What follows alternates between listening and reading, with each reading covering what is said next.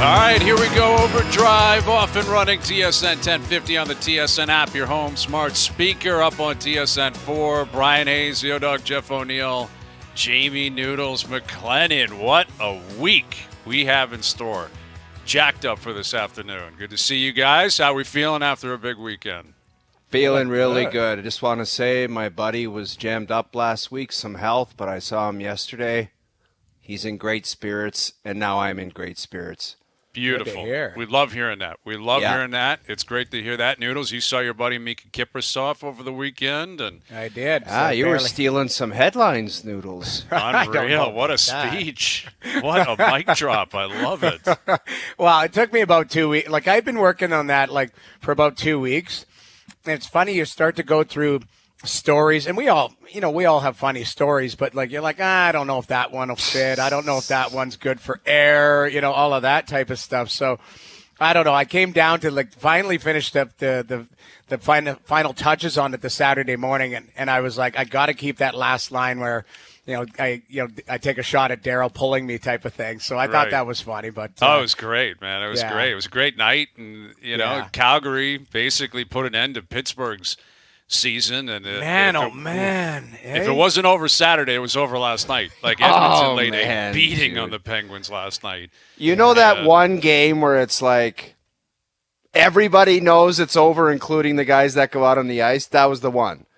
You get spanked like that, 6-1, it's like everybody knows now. It's just you don't say we need a bunch of points and we got to get back. Everybody knows you're done, and you're done.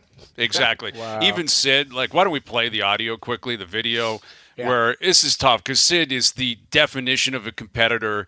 He's rattled. He's embarrassed. You consider what happened over 24 hours in Alberta. It was ugly. Pittsburgh was dominating Calgary, dominating them. And then all of a sudden, it was like bing, bang, boom, you lose. And not only lose, you lose in regulation. And now you got to go down the road to Edmonton, and the Oilers are waiting for you, and you got pumped last night. And here's the interaction of a reporter with Sid post-game last night. I hate to ask this, but is the bigger picture maybe settling into the trade deadline so close and, 3 straight losses and this one, is that picture sort of emerging in here? I mean, the deadline date hasn't changed and we still need to get points. So, I don't know what picture you're talking about, but, it's the same situation was yesterday. So he knows. He knows. He doesn't want to admit it publicly, nor should he. I don't think but it was like he knew yesterday it was over, and now he knows again today. It's over. They're done. They're going to trade pieces. It's a mess. I've been saying it for weeks. Now I've noticed a lot of other people jumping on the bandwagon. Get them out, please. Get them out of Pittsburgh. I hate the idea of Sid wasting away down there because it's going to get worse. In the next 2 or 3 years, it's going to get worse. You know what you should be sniffing out right now? I'll give you this, Hayes. You know how the insiders, when they announce something and they say first on it, Darren Dreger? Anytime says everyone's barking, get Sid out, they should say first on it, Bryan Hayes. Absolutely. First on it, Bryan Hayes. I want full credit. Dude, you did that in November, I think. I did it over a month ago. It was a long time ago. And it went viral. It got a lot of visceral reaction, vitriolic reaction, man. People in Pittsburgh, guys were writing about it in papers down there. And the fact is, it is what it is. That window probably closed years ago in Pittsburgh. Dude, but now they it's hadn't won officially shut. Craig said it last night on SportsCenter. They won one round in 2018. Right. Exactly. The back-to-back wins were 7 years ago. 7 years ago they went back-to-back. It's been a long time, and Sid's still great. Their core players are still putting up numbers. Tristan Jarry, you can speak to it, Noodles. His numbers are fine. It's not like he's been a disaster. He's a good goalie. Yeah. It's that they're old, they're slow, they don't have depth. I'm not sure Mike Sullivan's still pushing the right buttons, but that one stings over the weekend where I think it's pretty clear cut, man. Pittsburgh, Kyle Dubas is going to be active, only the shoe's going to be on the other foot this year compared to what he did last year in Toronto. I watching that game live the other night. Pittsburgh, you're right, Brian. The guys individually some of them are having good seasons. Some of them putting points up. But as a team, as a group, they look very casual. They play a lot like Erik Karlsson plays. Just kind of, go out there, play. It was interesting. It was pointed out to me by a former player. It's watch them change.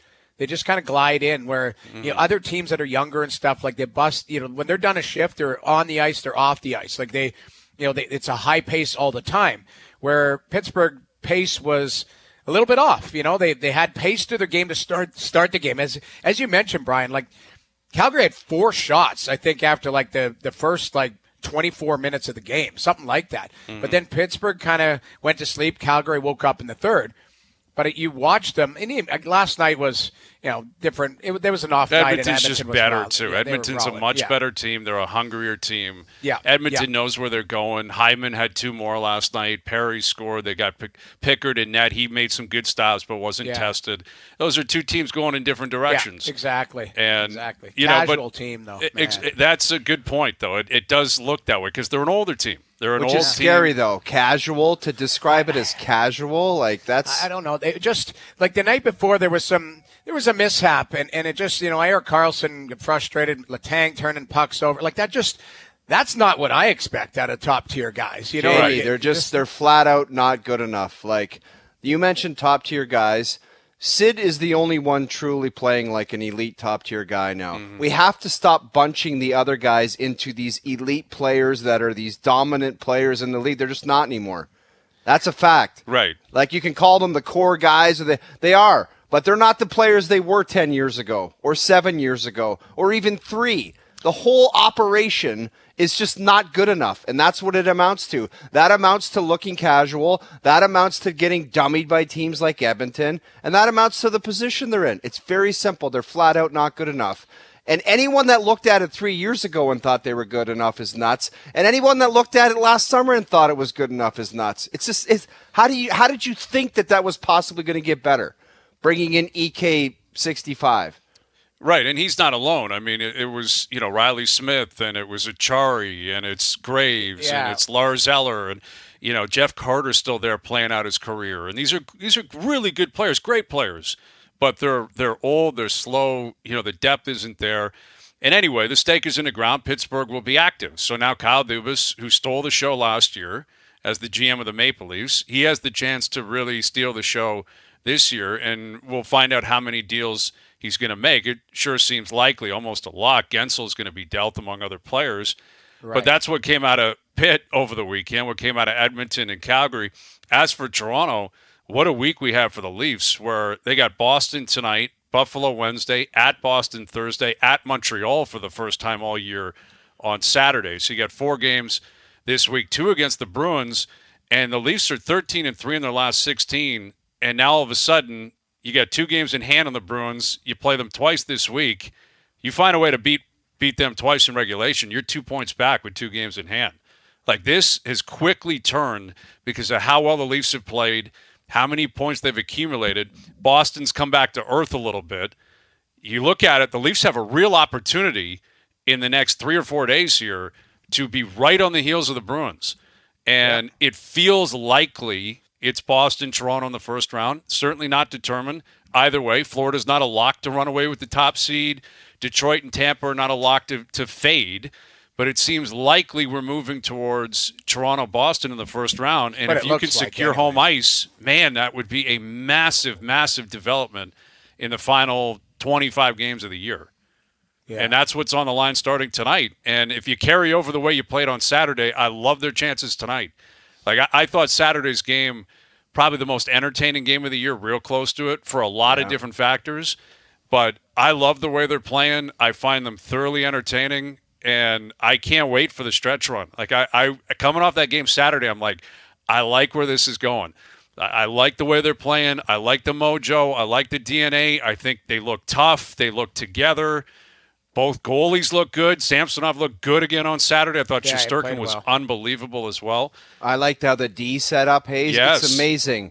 It's amazing how much I looked at it with Lyubushkin and Liljegren on the right side, and I'm thinking, imagine if you can get one guy that's better than those 2 on the right side. So then you have it like stacked up. Whoever that guy would be, then Lyubushkin, then Liljegren. Like, it just looks so much better. And I'll tell you one other thing. There's a bunch of stiffs in the NHL that make a bunch of money, and they do nothing. They bring squat to the table and squat to their teams.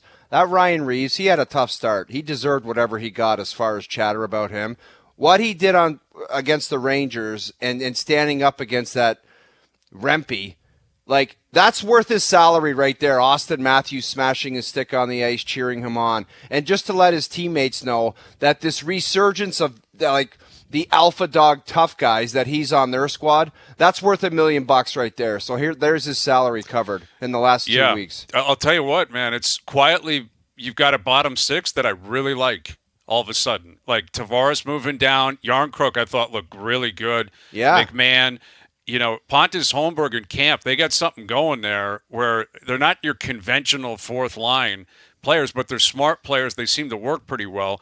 And you're right about Reaves, where it was crazy. Like the first 15 games, every time he was on the ice, the puck was in the net. Brian, I thought he was going to be out of the league. Wow. I was like, the wheels came off of this, and this doesn't look good. Even and the way he got injured, he skated into the boards. Right. It had a was weird vibe where it was had like, a really okay, weird vibe. This is going to end up on Robota Island or just not playing, and it's going to get miserable. But I'm telling you, the last 2 weeks, the way these other stiffs around the league are making from minimum wage to $10 million and that are frauds that don't do it. He's earned his $1 million this year, well, right in the last 2 weeks. Let me ask you, so does it change your outlook the last 2 weeks that if Tree doesn't do anything at the deadline, you just go, hey, roll the dice and we're comfortable type of thing? Or, where on a wish list do you – because I still think they need another forward, and I still think they need another defenseman, maybe more depth. But I just, that's if you can pull it off and maneuver it around like Tree did with that Lyubushkin trade, I think they're ultimately paying what? Like, they're paying a minimum wage, aren't they, Lyubushkin? Yeah. I mean, if you could continue to work stuff like that, then go ahead and do it. But if not, and the prices are too steep, just walk away and say, go get them, boys. Yeah, that's been my stance for a while. Like, perfect world, Noodles, of course. Right. Always. I mean, every team, but it's never a perfect world. Partially because of the salary cap, partially because of who's available. Let's not forget that, right? You look at the trade bait board, it is not very enticing. It's not. Hannaffin's a really good player, and then there are other players who are depth players that are not going to change the landscape of your team unless something happens between now and the end of the week. And I'm excluding Gensel from that because he's not coming up here. The Leafs aren't going to acquire Gensel. Gensel's a true game changer. There's good players. There's depth players. And I'm all for that, tinkering with the roster and trying to get creative. And if they do it, they do it. But I've been a believer for quite some time, and I think it's been emphasized here the last few weeks, that what they have is going to likely have to be good enough. And you've done your heavy lifting. They've invested in these guys for a long time. And they're hoping that guys like Bertuzzi pop at the right time. Domi pops at the right time. Yarncroke pops. Camp, who was awful early in the year as well, has been a lot better. There's certain things that are going to have to break their way, like every team in the league. Yeah. But I'm not bracing for it. It doesn't mean they're not going to be active. And who knows? Maybe between now and Friday they swing for the fences and they bring in something massive. If that happens, they'll undoubtedly be a better team. Undoubtedly. Right. But I keep hearing the term, gotta be all in. And it's such an empty calorie comment. Like, what does that mean? Well, you gotta be. For what? Well, what's attached to it, What does all Brian? in mean? Well, like, what does what's that mean? attached to it is 34. People, when they use that comment and they toss it out there, Austin Matthews is attached to it saying, every year he's in his prime, you have to be all in. I've heard that a million times. I've heard it too, but I know. But what does that mean? Don't be mad at me. I'm just explaining the comment and the attachment. But there's you an get attachment. the attachment. I've seen the attachment. I've heard and seen everyone say it, and no one can follow up. What does that mean? Well, does that mean you have to trade a first and you have to trade Easton? All I know Nobody is can. That, okay. But that's my point. I'll put up my hand. Okay, I'll try you go to ahead. define it. You go explain what all in means. Okay, so between now and Friday. To me, all in. Okay, and I need to point out two things. I think the most important thing or the biggest improvement of this team has been the guys that they have played better. Bertuzzi, Domi, because they didn't play well. They didn't have a good first half. So that's where we were saying, God, this team doesn't look very good because you weren't getting any production. You weren't getting things at the bottom of the roster. You were having to mix and match. So that's the number one. The all-in comment is when you start to lay the team on the whiteboard and go, what am I comfortable with? And that comes back to my original question. Do I feel like I need a top 4D to help this team that can move the puck? put them over the top. Do I feel like that? Because if that's the case, then you might have to spend the currency to get it in Austin Matthews, in Mitch Marner, in William Nylander's prime. That's, There's also, I guess, the term Noodles, of all a in. Toronto angle to it where the fans are saying it and they're saying, Yeah, but we pay so much money for the tickets and it's the greatest Leafs nation of all time, which I agree with. But they're saying, you better be all in, as in the two best players it's been like that in Toronto forever. The trade deadline, get the best defenseman and get the best forward. And that means all in. And that's like suppresses the fan base where it's like. Yes. Again, there's no answer on what that definition is. Right. It's always just, you got to go all in. So for what? Okay. So is Hanifin all in? But that would Hanifin's be all in. I Does think Hanifin fit? I don't know, but my point is if Tree decides that is the guy that he is going to circle, or a Pesci, or you name it, let's just throw anybody out there. Well, somebody sure, who is Cale Makar, let's throw him out there. I'm saying but that's somebody my who would be point. achievable. Of course, like Hanifin's available. That's what we know. I My point understand is that. So like why? I guess that my question would be like, why are you worried about the first and guys that aren't on your team right now if Austin Matthews is having arguably his best scoring season of the year? Like that would be my question is if all in is you're going to have to pay some currency to add to the depth of your group, and that player might help you get through a round or something like that. Yeah, he might. He might not. And I would use the team we talked about 15 minutes ago as an example, where Kyle Dubas got to Pittsburgh and said, I have to do something because I have Sid and I have Gino, and they made all these acquisitions, and now 6 months later they're like, what the hell are we doing? What did we do that for? And so I'm not against improving the hockey team. Like I don't want to be labeled as someone who's suggesting don't do anything. That's not what I'm saying. I'm saying the term all in holds no weight because there's no follow up on that.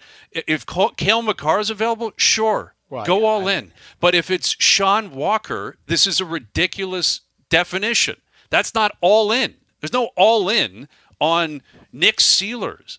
That's not all in, guys. That's a depth piece for some Yeah, picks. but if years past have been all in, where you go and get McCabe and this and that. And how'd that work out? I know. Exactly. If that means all in and you still don't get anywhere, then don't do it, in my opinion. But Just I don't guess do it. Don't my bother. frustration is I think this team is rocking and there's mojo and there's excitement. I can't wait for the game tonight. And the idea that there's so much focus on, they still got to do this, they still got to do that, it's bothersome for me. I have found this to be a thoroughly entertaining season, and I think it's going to be a thoroughly entertaining stretch run here. They're scoring goals, they're winning games, there's hits, there's fights, they got mojo. This is awesome. And yet it's like, there's no reality in pro sports, especially in a 32 team, where you can make your team perfect, right? That's another thing. You can't have that expectation. Well, I got to get a second line center, then I'd like a depth there, and I'd like a number one right. That's not possible. So we got to be reasonable with what's possible. And also, there's other teams in the league that are also trying to improve. So you can't get everybody. And if you do want to get everybody and you want to trade every first-round pick and Easton Cowan and Fraser Mitten, and the reality and the thought is, Matthews might score 70, so you have to do it. Matthews got 4 years left after this. What's your explanation to him in 2 years when he's looking around saying, what the hell am I playing with right now? Like the manager, you guys know this. You don't manage for a deadline on March 8, 2024. I You will have a tell you 1 year one plan, thing. a 3-year plan, a 5-year plan. The definition of a team that would kind of be going all in, or a definition of just an example of all in, the year that Colorado won the Stanley Cup, they went and got Lehkonen, they got Cogliano, they got Manson, and there might have been one more in there where it was like, that was kind of an all-in type of play, where it was, absolutely. You know what I mean? Sure. I think if you're looking at a team with an all-in play, that would be an example of one. But if that's not in the cards for the Maple Leafs with their lack of picks and whatever else to offer players, then just, guys, you got mojo, go get them in the playoffs and let's see how that works. Yeah. I guess my question would be is if in a perfect world, yes, you're right. Cale Makar for a second rounder. I know we're joking tongue in cheek. Yeah. But it just if you can do it, my point is if you can add somebody that pushes somebody out of your lineup because they're actually better and you need to add depth, you do it and you don't go, I got to save for 2 years down the road. Like I still believe. And again, within reason, I'm not saying you're trading a first for a guy who's a third pairing defenseman. But if there's a second or a first pairing defenseman, you damn well better look at it. Because, I still think that defense core needs help.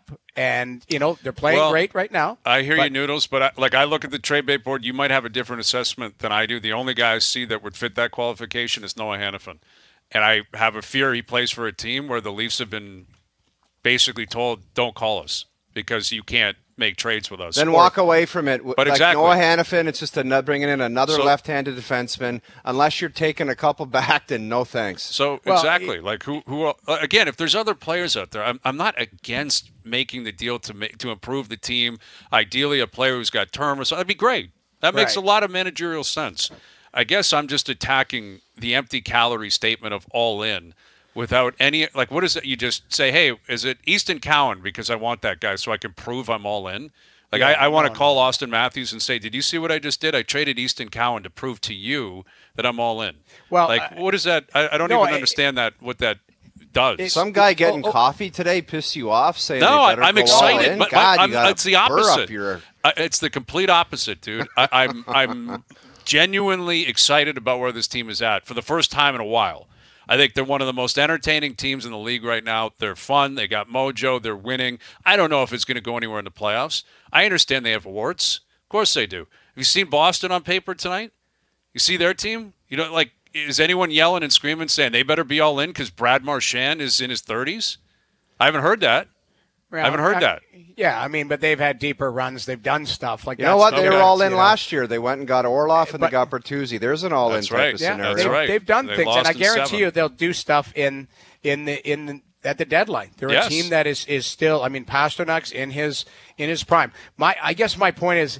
I remember you saying this. Was it JFJ that walked in and you guys were hoping for some help? And what did they add? What did he announce to you guys? And literally the air came out of the room. Well, the one guy was a good defenseman, Luke Richardson and Yannick Perreault. But they were both at the end of the line, and it was, Yeah, like, I'm not saying I'm tongue-in-cheek, but I'm saying, like, Tree's going to do something. Yes, but it might just add around the edges. Yeah. But I would like to see if there's somebody, available to upgrade your team. And you have to trade your first, or you have to trade somebody that makes sense for moving forward. Then I still believe you have to do it. Okay. But it's within reason. I'm not saying you're with trading one caveat, Noodles. I don't want to move anything like that out for a rental player. Well, keep in mind. But that's it. Though. Exactly. Let's say you get Adam Henrique for a first. Oh, you're not trading him for a first though. Like, okay. If it's Adam all Henrique's in though, like if it's Henrique, yeah, but that's not within reason. Adam Henrique is not going to get a first rounder. Like my point is if there are players, like there are teams that are going to drop out right now. Like you're going to see Pittsburgh's going to have Washington potentially. These are teams you might start looking at. Jersey players and probably should. Jersey, like there's some teams now that, that what is Nashville going to do? Nashville's won like Nashville's 9 in a row. in, man. I think they're in. I don't think they're trading pieces. But it's interesting to see who's going to be available, and there might be somebody that you might surprise yourself. I guess that's my point. And that is totally reasonable. And if that's the case, then I'm not arguing against that at all, Noodles. Right. Don't get me wrong. I guess I'm just arguing against this idea that because Matthews and Nylander, it's all in without anyone. There's no follow through on what does that mean. Your first, Easton Cowan, Fraser Mitten, future for like everything is on the table just to prove. And I don't think that's the case. I don't think that's reasonable. And I think it takes away from the fact that they're playing really well right now. Like and you can't find perfect. There's no team in this league that will show up to game one and say we're perfect. There's improvements. There's certainly ways you can make your team better, and you'll feel better about your chances. But anyway. Yeah. All right. There you go. It comes down to basically who can make your team better, and if it's not there, and at what price you're willing to pay. That's basically what it is. And whether you term that all in or not, or if you just feel like that player can help you get better, then you pay the cost of the going rate. And I don't know if it's saying all in one more time today. I'm making a rule. No more all-ins. Not allowed on the show. No more all-ins. No more all-ins. No more all-ins. I don't want to get you upset. I came in a great mood. I thought it was a blast on Saturday night. I think it's going to be a great game tonight. There are some stories that are bothersome. Scotty Barnes, I think, is done for the year. It sure seems that way. I saw Josh, reporting on that last night. You see Manoah skipped his start. Manoah was supposed to pitch today. That's honestly, I want to get some FBI agents on that one because that one is concerning to me. If he was dialed in and great, and I'm just kind of thinking out loud, I would be shocked if the shoulder was tight if he was awesome in that first start. Yeah, there's a Tiger Woods element to it. Oh, no. Well, I mean, listen. Dude, that's a great analogy, man. It was a really bad start. It was a really, really bad start, and he's got a lot of pressure, and you worry about where he's at. I don't dispute something is bothering him, but he went for the MRI, it came back clean. He's got to prove that he should make the rotation, right? Like, he's got to have a mentality, I have to be on the mound, I got to pitch. And if he's already this early in saying, I don't know, I'm not feeling great, that is really, really troublesome. Like, it couldn't be a worse start. And on top of that, Gosman's got shoulder issues too. He hasn't really been ramping up at all. He hasn't started any games.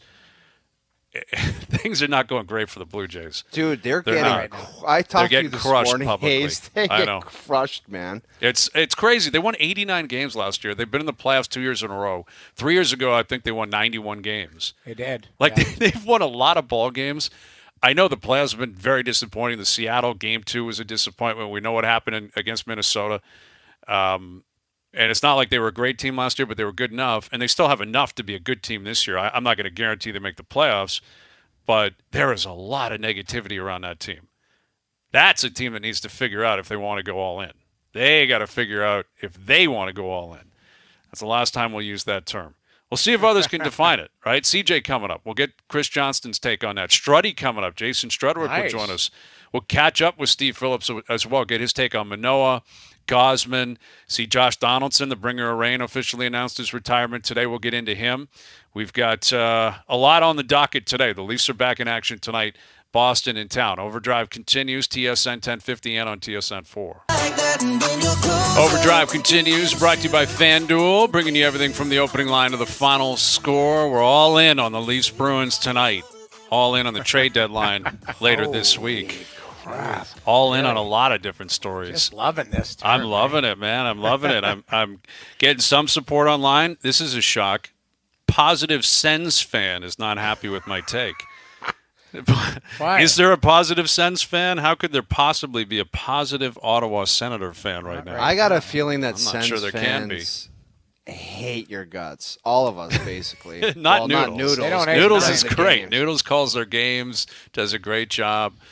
I have nothing against Ottawa at all. I would like them to reestablish themselves so the Battle of Ontario could return. I've said that many times, but they're the ones that got to pull their weight, not the Leafs. I mean, the Leafs are going to the playoffs again. Ottawa is not. Yeah.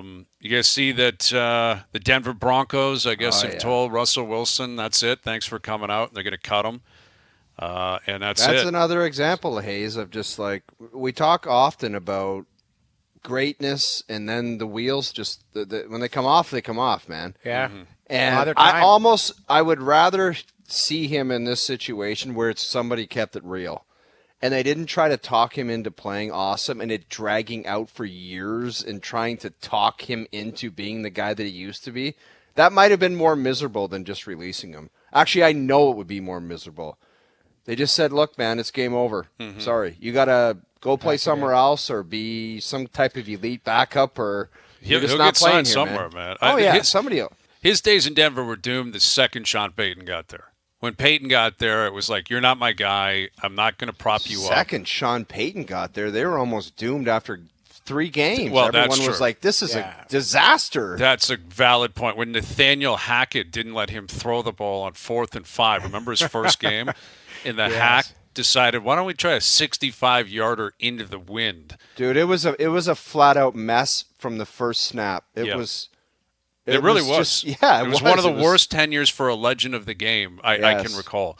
A 2-year tenure in Denver that was an unmitigated disaster. And if you have any examples of a stud quarterback that switched teams a little bit north of their prime that went worse than this, go ahead and show it to me. Mm-hmm. You'd be hard-pressed to find one, man. Is there any chance that he hooks on with a team and then just becomes not a reclamation project's the wrong word, but there's an injury and all of a sudden this guy is like a rock star again? possible if he has anything left. Maybe it's a Vinny Testaverde situation where just this guy gets gray hair and just starts slinging it somewhere. Yeah. And I don't know, man. I think it's unlikely, though. I'm drawing a blank on the quarterback here near the end of the season last year. You're talking Joe Flacco. Yeah, Joe Flacco just came off his couch, started playing. Started slinging it. You're right. Russ is going to get a job. Russ is going to be signed. There will be a number of teams. He'll get the Vinny LeCavier. He'll set up shop, and 5 or 6 teams will come by. There's so many teams that are desperate for quarterback play in the NFL. Right. He will get a job. He'll get security. He'll probably get a guarantee you're going to start. If you come to us and you step right in, you will be our starting quarterback. I don't know if he's got anything left in the tank, but if he gets in the right situation, he's surrounded by talent, good coaching. I can't imagine it's fallen off completely to the point where he can never be a winning quarterback again. It may have been the case, but we won't know until he gets to his next stop. But yeah, Russell Wilson is going to be cut when it's time to be cut by the Denver Broncos. And Josh Donaldson retired today, and I'm noticing a lot of Jays fans immediately jumping on the idea that he goes into the level of excellence. And I think that's probably the case. I think it should be. He had that MVP year in 15. I think he finished second in MVP to Trout in 16. That guy's level of excellence all day long for fun. You win an MVP and have those quality years like he did there, so hard to do, so impressive. I mean, not like I'm going to be upset if it doesn't happen, but that almost seems like a slam dunk. Yeah, I think you're right, but short stint, right? 17, the wheels fell off, and then injured. They moved them.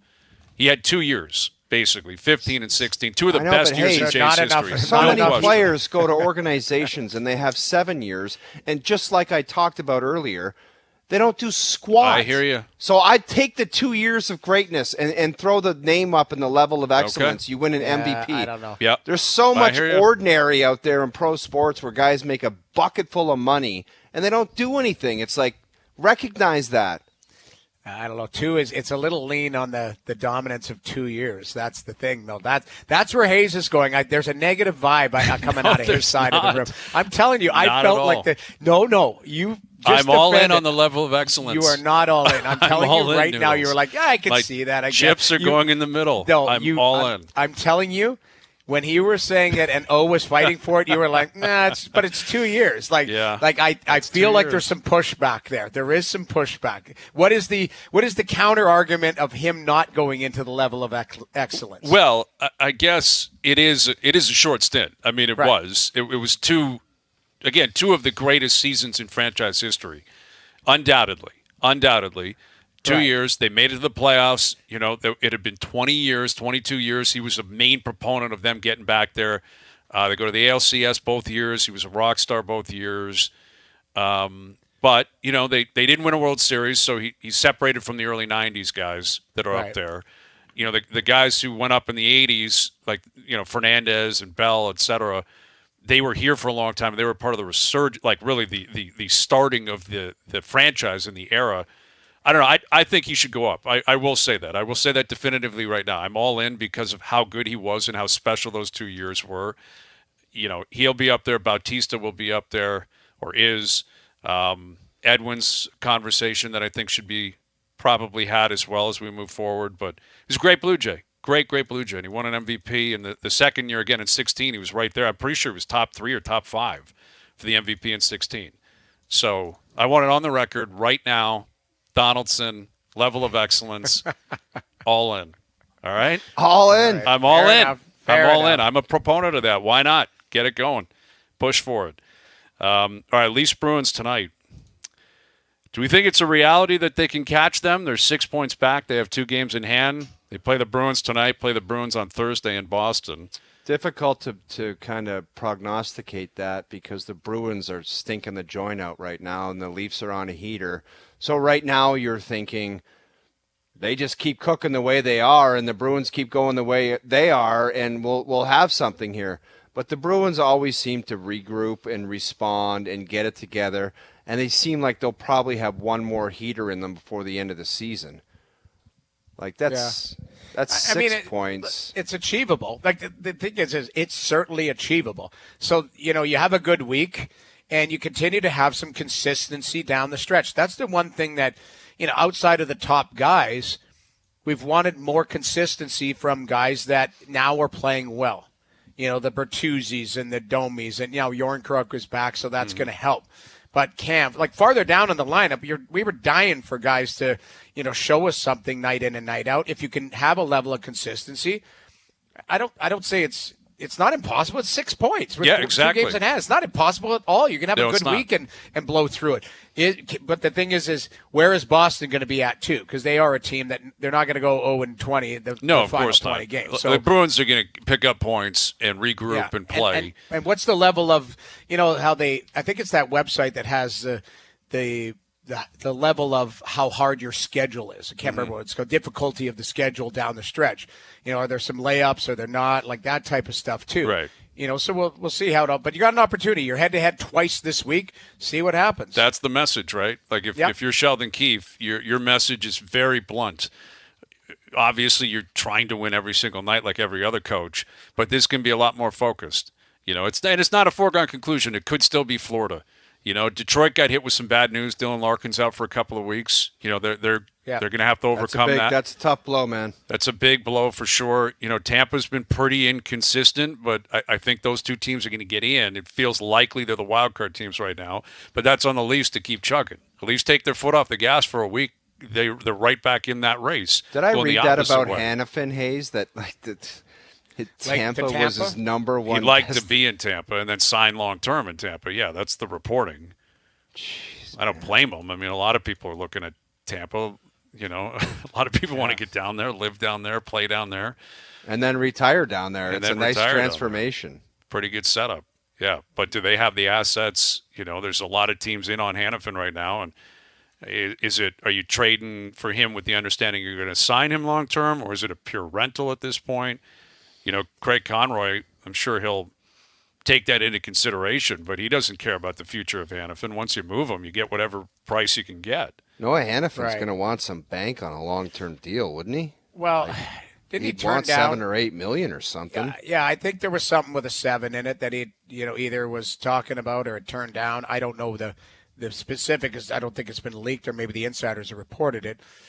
But that's probably the going rate for a guy like that. He's been a top pairing guy. He's played power play. He's done, he kind of is a lot like Morgan Rielly, but the Rielly's put up more points, in a more winning environment type of thing. So, we'll see. But that's kind of what I would think the going rate would be, with something with a 7 in it for him.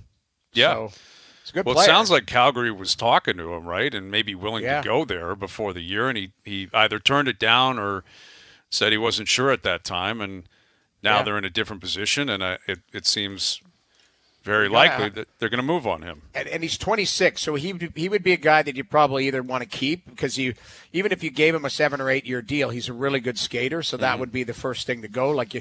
But if you are going to rebuild or retool or do whatever you're going to do within organizations, you still need good players to build around. Jamie, do you think the goalie goes? Do you think the goalie ultimately gets traded? Man. He's a really good goalie. Like, watching him live, you forget how big he is. You run into him. He's a big guy. He's a stud. But does he? Why would he want to stick around and not be very good? Would be the question for him. I understand he did sign a free agent deal there, committed to Calgary, but ultimately, why would he want to stay? I think the only thing that you could argue, if it doesn't happen now, it can happen in the offseason, because he's still got 2 years left at 6. So there is some flexibility. He's not a pending unrestricted free agent. He's had a great season there. So I don't know. I don't know if the asking price is too high. I'm not privy to any of the particulars, but it sure sounds like there's smoke around interest in him. Now, I don't know if they pull the trigger now or if they get it done in the offseason, but, again, so any smoke, they have to go to him and say, what do you think about this? If you want it, you can take it. No move clause. Yeah. So they say, hey, you know what? Like, Arizona wants you. They say, no, thank you. He controls his own destiny on a trade because he has a full no move clause. Mm-hmm. Well, and that's, Jersey's the team that's been linked to him, but it feels like they've waited too long. That ship has sailed for them this season. And where are they at? I'm just checking them out. They lost a couple of bad games over the weekend, and now they've lost 2 in a row. They're, 7 back of Philly? Yeah, with a game in hand, points. And it seems very unlikely they get it together. It just has been one of those years, and the goaltending's been a problem. But now you're 60 games into the season, you haven't addressed it. they may just punt on it and say, let's figure it out in the summer when we need to rework some things. Right. But we'll ask Chris Johnson about that. CJ coming up in 20 minutes. We'll get back into the game on Saturday night. Rempe versus Reaves. Rempe on Labushkin. And William Nylander and company being benched on Saturday night as well, and the possible fallout there. We'll get into it all as we look forward to Trade Center again later this week. OverDrive continues. TSN 1050 and on the TSN app. I was presented with an idea that I will never give thought to, ever. Guy in the store said to me, "You ever thinking about making a super team for the football picks with Doogie and JP?" I go, "Who's the third?" He goes, "You." I go, "So you want me on a team, a super team with Doogie and JP?" And this was his proposal. And I want to let my partsy know there's nothing to this. Mm-hmm. My partsy and Rod Smith are a team. Me, Doogie, JP a team. And you and Al's brother, and we have a pack of 3 hunting all winter long. 3-pack. Dude, I don't want my partsy. I don't even want to hear that. That's outrageous, man. That sounds like you're I don't even want turning my on Luke Wilson. I don't want to. I'm cool with that. Dude, Luke, I told you, I gave it no thought. I gave it no thought. Well, you obviously thought about it because you've brought it up for debate here. Now you're going to plant the seed. Right. Now Luke is going to be do that to my partsy. Yeah. Do not do that to my partsy. Luke, I guarantee we'll hear from Luke by 7:00. Yeah. Because someone's going to send him a tweet and say you wouldn't believe what O just suggested. No, dude, I'm not saying it like I'm entertaining. Someone just said, I think if you, Doogie, and JP formed a super team, it would be. And why I'm would like, that be a super no, team? that's what I said. I go, third. why would me, Doogie, and JP be a super team? Actually, and the guy said, well, they seem like the guys behind the glass are pretty smart and they have all the info. They don't get to do anything with it. And I said, you're dead wrong with that comment. Yeah, exactly. Couldn't be further from the truth. You're going to go. I'm telling you right now. Like, you would come in 4th out of 3 teams with those 2 characters. That's right. And they're good guys, and I love them to death. And they might be savants, but keep in mind, like, you haven't had a winning formula lately. Maybe, these guys might be concerned that you might be dragging them down. I don't know. That's a great question. What if Doogie and JP said, actually, no thanks. We'd prefer not to be a part of your crew. Get your damn act together. I think. Would you ever say that to me, JP? You are not anything a part of a super team, and I don't even want to be on your team? No, I wouldn't treat you that way. Oh, there you go. All right. What do you think about me, you, and Doogie? Would that be a super team in your mind? In my honest opinion, I don't think it's a super team, but it's close. All right. I'm not the best at the NFL picks, but I do okay. Pretty good. There you go. It's kind of like LeBron teaming up with D-Wade and Chris Bosh. I mean, no, I don't know. I don't think so. I think I'm concerned. What is Doogie good at football? No, I don't think Doogie has a clue knows what he's doing. He can't even get a date to a basketball game, and he has tickets. Yeah, I think that should be basically the answer you're looking for. Listen, we're months away from even entertaining this idea. Why you would throw I'm not that even into entertaining it anyway. It's me and next year. It's me and my partsy. If there's a third team, it's not with me because I got my partsy for next year. We're running it back. I'm telling you right now. If there is a TSN turning point, this might be it. We might circle back to go, do you remember that time in early March when O planted the seed that he was willing to move away from Rod and Luke, which is really, that would be crazy. Why would you do that? That would be crazy. Crazy to fire Luke Wilson and Rod Smith for Doogie and JP. Yeah, I can barely say that with a straight face. And I know if it ever happened, it would never happen because me and my partsy are back next year. We're just pros and Joes. Pros and Joes. You and Doogie and JP. Okay. Well, listen, we can entertain any option you want between now and the fall. I fully assume that Al's brother and myself if Al's brother. Now, Al's brother, I don't know if you've seen him tweet, and he's chasing that Connor Bedard rookie card. He sent out 15,000 tweets in the last 2 days. You know what? If we get 15 minutes in a segment closer to the end of an hour, let's get to Al's brother maybe with a combine update because he's into that nonsense. He is, man. Really? You're right. He's all over the quarterbacks, the offensive linemen. Just say, listen, like what happened at the combine that we need to know about? He'll tell us. He spent his whole weekend on the NFL Network. I guarantee it. Guarantee it. The whole weekend scouting, like Make with his it happen. own If we got 10 personal minutes, stopwatch. if we got 10 minutes, I want an update on the combine. All right, we'll find an update. Al's Brothers update from the because remember, you used to call him Al's brother Kuiper Jr. That's right. Dude, he says on his Twitter bio he's a draft specialist. Right. You can put anything in your bio. Yeah. I can say I 2% understand body that. fat is in mine. Yeah. It doesn't mean it's a reality. It's really That's it a whole. makes no That's a difference. whole segment in itself. Stupid Yeah. bios I where know. people are just frauds, and they've got like. I love when people are like philanthropist. Oh, It's that's like the best. Bitcoin. Bitcoin Oh, yeah. and philanthropy. Stop Those are my two philanthropist. It's passions. like you threw $20 outside of the bin in Walmart for something for a donation, Right. and you're a philanthropist. Right. At the Stop LCBO when you were buying 15 bottles of wine, you and said, you were sure, half it's $2 snapped for when you went sick in there. kids. That's the only reason you threw $10 in it. Right. Philanthropist. Oh, it just That's drives the me best nuts. one. Yeah, I'm into philanthropy. Yeah. It's a big, big passion of mine. That in the combine. That's what I'm into. All right, hour 2 coming up. CJ will join us. Leafs-Bruins tonight. OverDrive continues. TSN 1050 and on the TSN app.